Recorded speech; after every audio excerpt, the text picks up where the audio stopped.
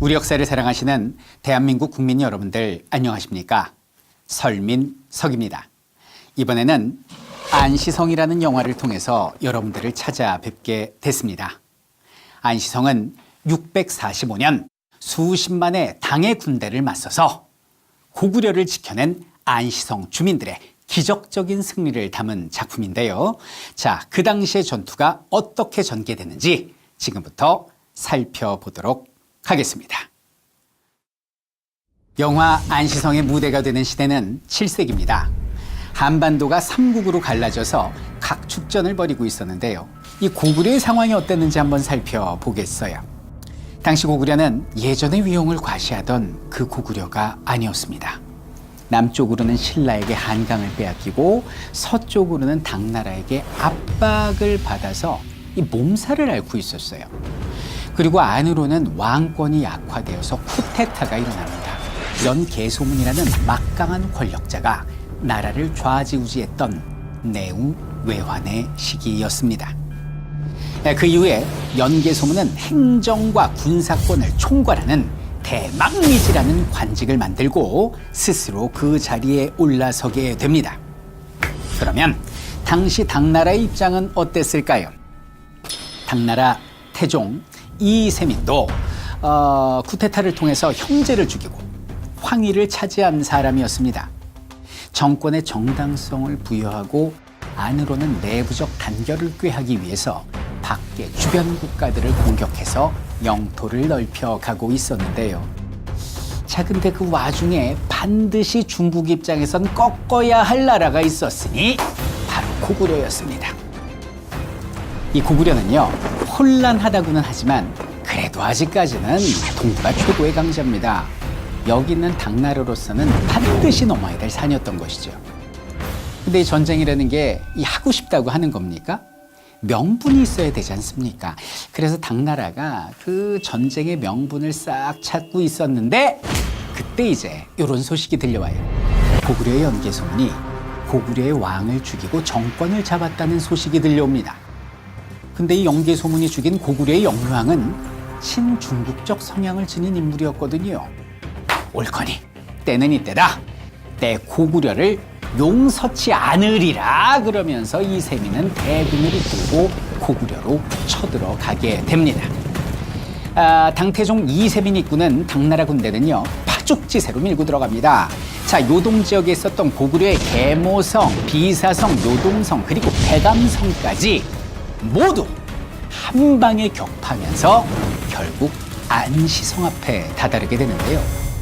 자, 여기서 우리 영화의 배경이 된 안시성이 어떤 곳이었는지 한번 보고 가겠습니다. 자, 보시면요, 앞에는 저기 요하강이 흐릅니다. 그래서 적을 방어하기가 편리하고요, 강유역의 곡창지대를 통해서 군량을 수급할 수 있었습니다. 그리고 뒤로는 천산산맥을 등지고 있어서 말 그대로 자연이 만든 천혜의 요새였습니다. 그리고 안시성이 더더욱 굳건했던 것은 성 주민들을 단결시키고 굳건히 성을 지켰던 성주 양만춘이 있었습니다. 근데 이제 당시 안시성의 상황도 그리 좋지만은 않았습니다. 양만춘은 고구려의 최고 권력자 연개소문하고 갈등을 빚고 있었어요. 연개소문이 왕을 죽이고 쿠데타를 일으켰던 그때 양만춘은 협력은커녕 연개소문에게 저항을 했고, 이 화가 난 연개소문은 안시성을 공격을 합니다. 근데 이 공격을 양만춘 장군이 안시성 주민들과 함께 잘 막아냈어요. 그래서 그 이후 둘의 관계는 서로 상당히 껄끄러운 그런 상태였죠. 그러니까 한마디로 상황이 이러하니까 안시성은 외부에서의 도움과 지원을 기대할 수 없는 고립무원의 상태였던 겁니다. 이런 위기의 상황 속에서 당시 당태종 이세민이 이끄는 수십만 대군과 작은 안시성의 양만춘 장군이 대격돌을 하게 됩니다. 이 당군이요, 단순히 숫자만 많은 게 아닙니다. 이전에 수나라의 패배를 교훈 삼아서 잘 훈련된 최정예 부대를 대동을 했고, 그리고 성벽을 허물 수 있는 최신 공성 무기들을 등장시키게 됩니다. 자, 이제 당나라 대군하고 안시성의 전투가 벌어지게 됩니다. 그리고 누가 봐도 당나라한테 유리해야 되는 상황이지 않습니까? 그런데 뚜껑을 열고 봤더니 초반부터 당나라 군대는 난관에 부딪히게 됩니다. 안시성 주민들이 저항을 하는데요. 이게 이전에 격파했던 성들의 저항하고는 차원이 다른 것이었어요. 저들을 지키기 위해 싸우자! 싸우자!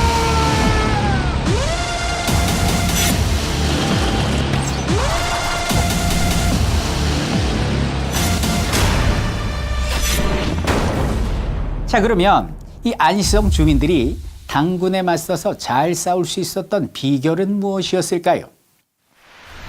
내부적 단결이었습니다. 그 전에 있었던 연개 소문의 공격을 막아냈다는 그 승리의 자신감이 있었고, 그리고 그 전투 과정에서 이 성주민들이 아주 훌륭한 병사로 성장해 있었던 거예요. 그러니까 양만춘 장군을 중심으로 똘똘 뭉쳐가지고 당의 공세를 무려 88일간 막아내게 됩니다. 근데 이 88일이요, 이 당나라 태종한테는 피를 말리는 시간이었습니다. 이 초반엔 걱정을 안 했어요.